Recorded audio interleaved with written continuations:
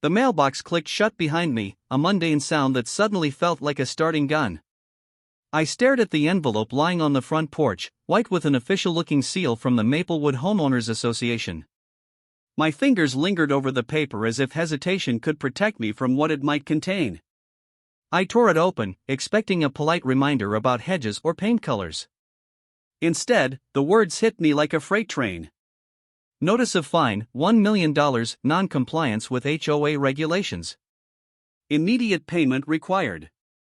$1 million. My stomach lurched. I read the letter again, disbelief gnawing at me. The language was formal, calculated, cruelly precise. Immediate payment required. There was no suggestion, no wiggle room, just a sentence meant to terrorize. I sank into the porch swing, the papers shaking in my hands. Maplewood prided itself on being a perfect suburb. Neighbors waved politely, lawns were immaculate, and every fence, mailbox, and flower bed adhered to the HOA's meticulous rules. But this was beyond rules. This was an attempt to break me. Anger bubbled up, hot and steady, but beneath it lurked suspicion. Something in the phrasing, the suddenness, the absurd amount of the fine, it all hinted at an ulterior motive. I didn't know what it was, yet an uneasy feeling settled in my chest. I couldn't shake the thought that the HOA hadn't just targeted me by accident. I dug out the property surveys I'd kept in a worn manila folder, the kind of folder people usually ignore but which I obsessively maintained. My eyes scanned the familiar lines, the numbered stakes, the plotted dimensions. And that's when I noticed it, a faint, almost invisible corner marker that didn't line up with the fence the HOA considered the boundary. I walked slowly to the hedge that separated my yard from the so-called common area. Beyond it, the Maplewood HOA clubhouse gleamed in the afternoon sun, all glass panels and polished wood. The structure looked pristine, untouchable.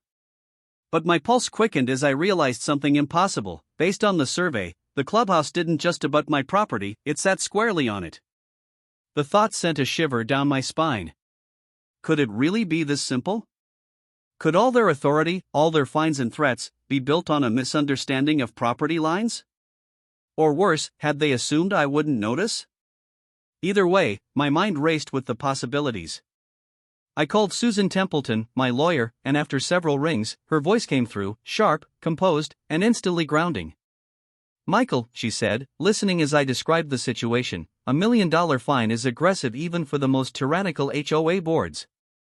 This isn't a normal dispute. You have my full attention. Is there anything I can do?" I asked, my voice tighter than I intended. Susan paused. "Yes. And more than you realize. We need to confirm everything, your surveys, county records, GPS coordinates, photographs. Once we have that, we can show them the truth, every inch of it. And if your suspicions are correct, you have leverage the board won't be able to ignore." Her words set my nerves alight. Leverage. A sense of cautious excitement coursed through me, mingled with the anxiety of facing a group of people who thrived on control. I couldn't afford to misstep. That evening, I retrieved my survey equipment, measuring tapes, markers, my trusty compass, and a GPS device that still smelled faintly of the outdoors from its last field survey.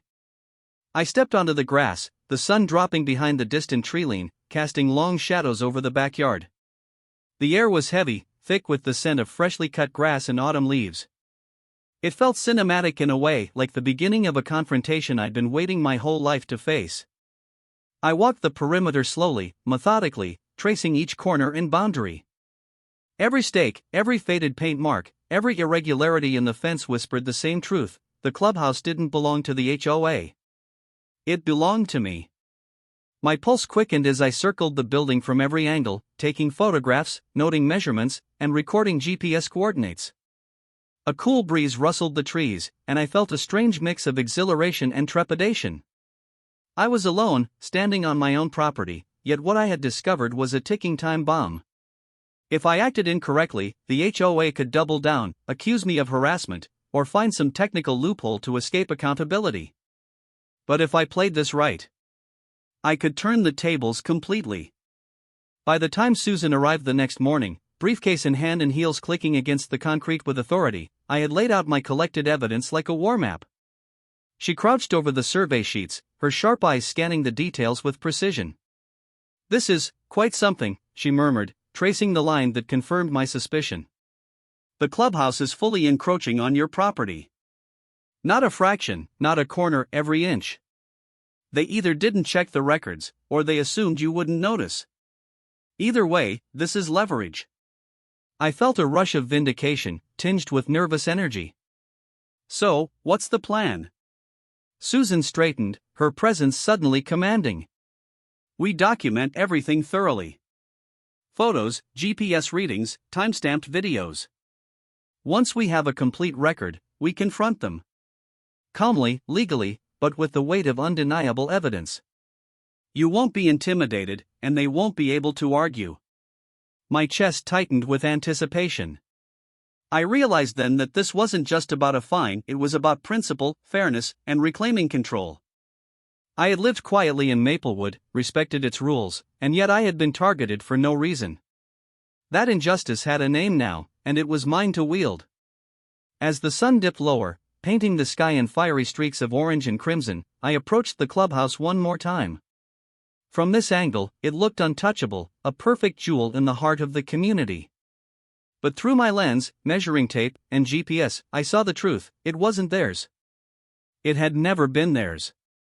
I crouched by a corner of the building, tracing the foundation with my fingers and muttering the measurements under my breath. Every mark, every corner, every calculated distance screamed the same message: not this time. When I finally stepped back, the shadows stretching long across the lawn, I felt a surge of resolve. They had underestimated me. They had assumed compliance, assumed fear, assumed silence. But I had something far more powerful: knowledge, preparation, and the patience to wait for the right moment. And I knew, with absolute certainty, that when that moment came, the HOA would be the ones who finally realized they had crossed the wrong person. Thursday evening arrived with the kind of oppressive stillness that made the air feel heavier than usual. The Maplewood HOA board meeting was scheduled for 7 p.m., but I arrived early, parking my car at the edge of the lot, surveying the clubhouse from a discreet distance. Its sleek glass panels reflected the last orange streaks of sunlight, almost daring me to challenge the immaculate order within. I carried a leather briefcase, containing the arsenal that would turn the tables on years of bureaucratic arrogance: surveys, GPS readings, photographs, legal notes. Every document was a weapon, every piece of evidence a nail in the coffin of their arrogance. As I stepped toward the glass double doors, I felt a strange mix of adrenaline and apprehension.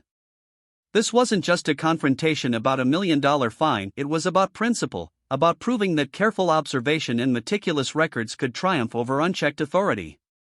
Inside, the room was warm and suffused with the faint aroma of stale coffee and varnished wood. Board members stood around the polished oak table, chatting idly, unaware of the storm about to hit them. Linda Carrington, the chairwoman, noticed me first. Her smile, ever so practiced, faltered as it registered recognition. "Michael," she said, voice smooth but brittle. "We weren't expecting you tonight." "I thought I'd come by to discuss that little fine you sent me," I said evenly, my tone calm but firm, letting the words hang in the air. A ripple of discomfort swept through the room. Several board members glanced at each other, unease flickering in their eyes. Linda's smile remained, though slightly forced. "Ah, yes, that matter. You know, we take HOA regulations very seriously." I walked slowly toward the front of the room, placing my briefcase on the table. I let the silence stretch, letting curiosity and tension build. Then I opened it, laying out the neatly organized stacks of surveys, photographs, and GPS logs. "I believe there's been a misunderstanding," I said, keeping my voice measured. "Specifically regarding your clubhouse." A subtle, almost imperceptible gasp swept across the room. Linda blinked, struggling to regain composure. "I'm not sure what you mean," she said, her tone wavering slightly. I gestured toward the first map, a county survey marked with property lines. "These are official property records, as recognized by the county. And according to these measurements, every inch of this clubhouse sits on my land. Not partially, not negligibly, entirely on property that I own." A murmur erupted around the table. Board members shifted uncomfortably, glancing at one another. I felt a flash of satisfaction as their carefully cultivated composure began to crumble. Linda tried to interject. "Well, perhaps there's some error." "Error?" I said, voice rising imperceptibly, though I fought to maintain control. "You sent me $1 million fine while standing on property that isn't yours. That's not an error, it's either negligence or deliberate intimidation." A board member, Thomas Weaver, leaned forward, his knuckles whitening on the polished table. We never meant." Susan Templeton stepped in, her presence suddenly commanding. "Gentlemen, ladies," she said, voice crisp and clear, "this is not a negotiation about intent. This is about facts.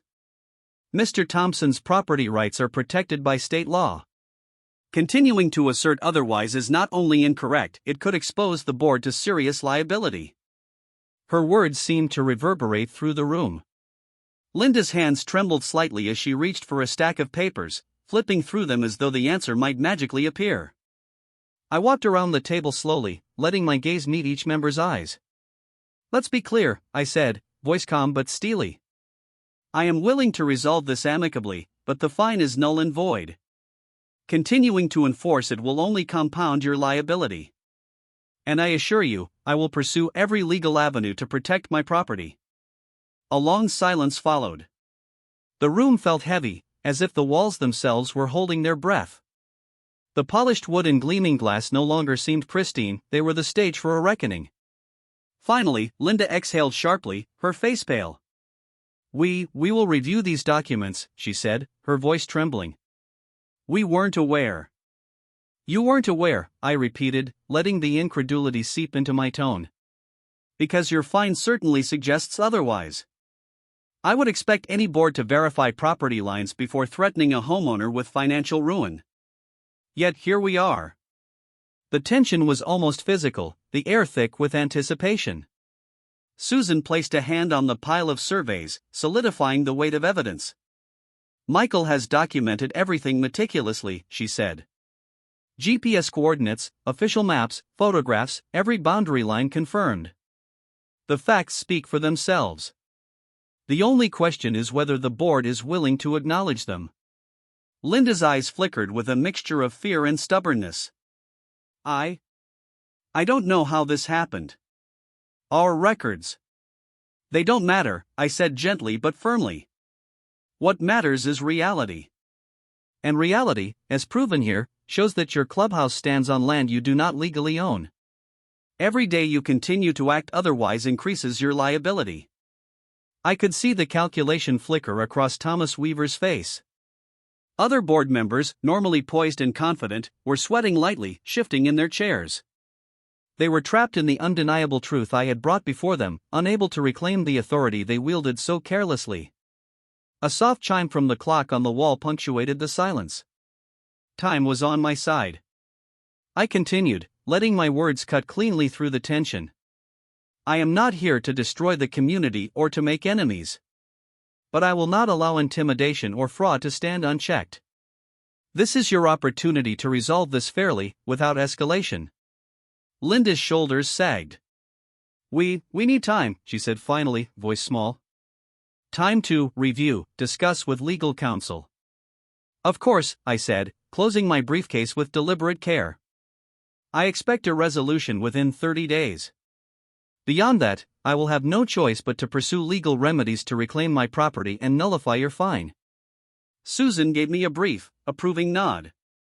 The room remained heavy with silence, but the dynamic had shifted. For the first time, I sensed genuine unease in their polished composure. They had underestimated me.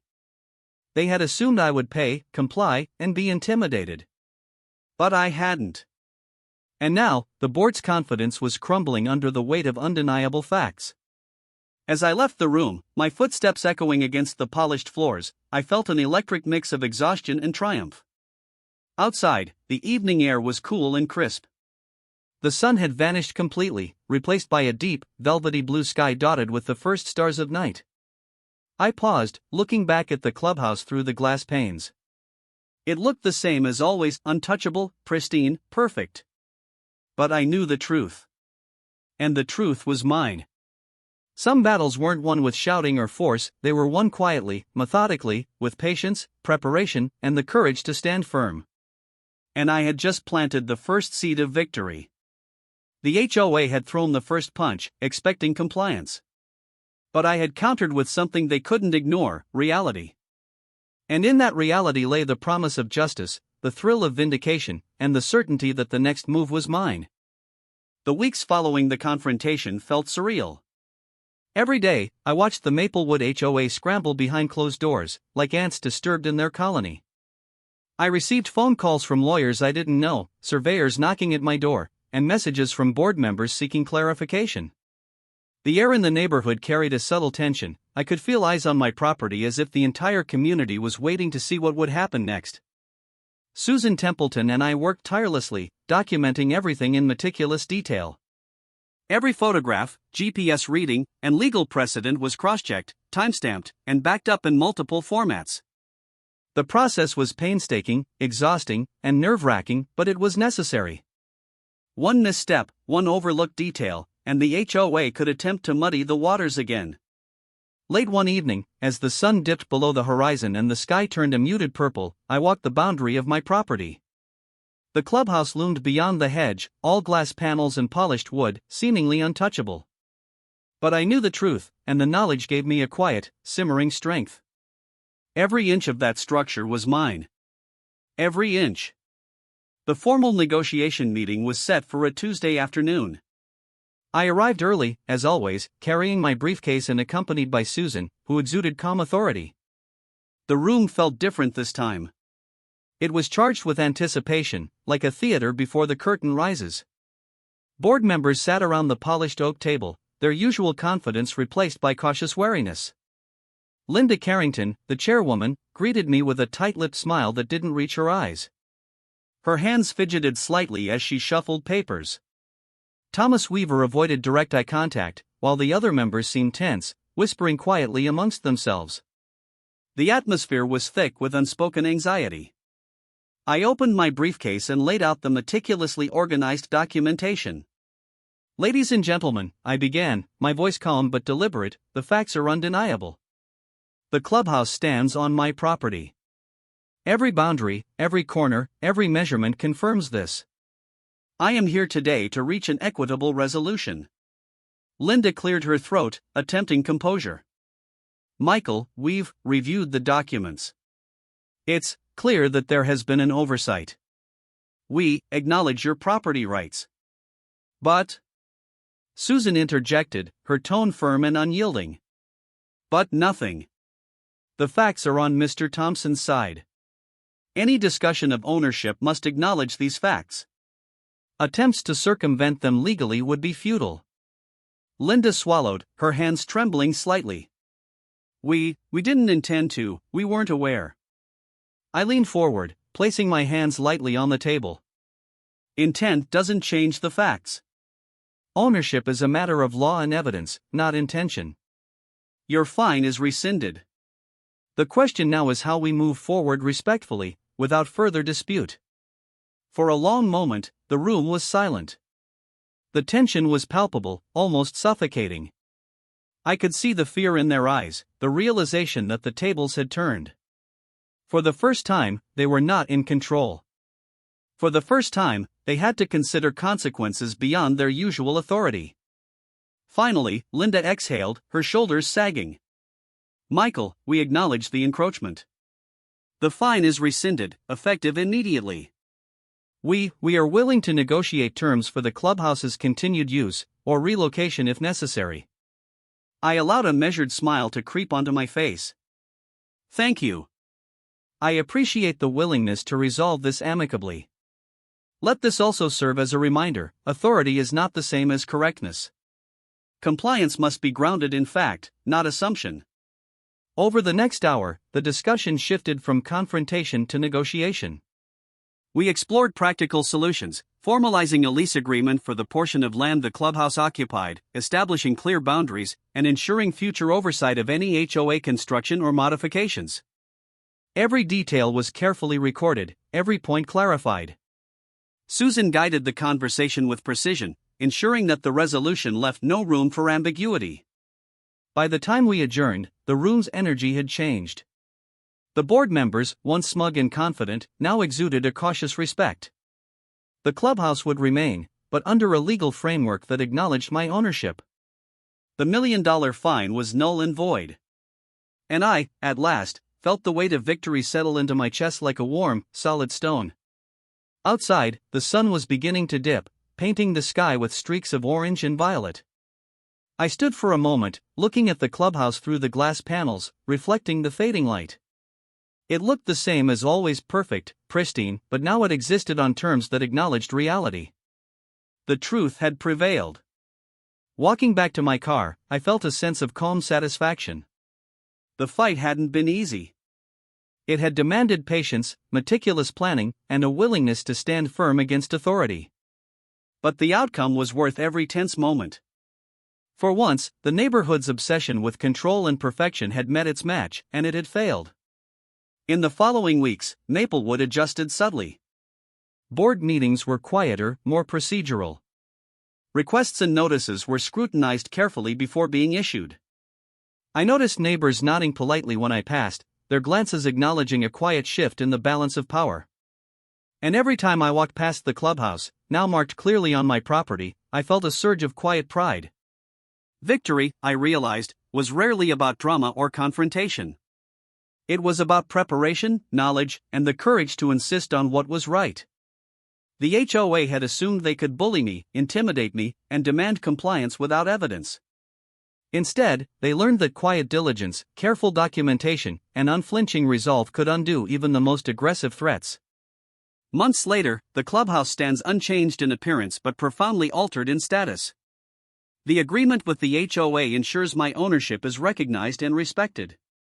Every time I pass the glass panels, I think about that tense afternoon, the weight of documents on the table, and the shift in the room as authority gave way to truth. Some victories are quiet. Some are won not with shouting, but with patience, precision, and principle. Standing on my land, knowing the HOA now respects its boundaries, I felt something deeper than triumph. I felt justice. And in Maplewood, under the amber glow of the evening sun, for the first time in years, the neighborhood felt just a little bit smaller and I felt infinitely larger.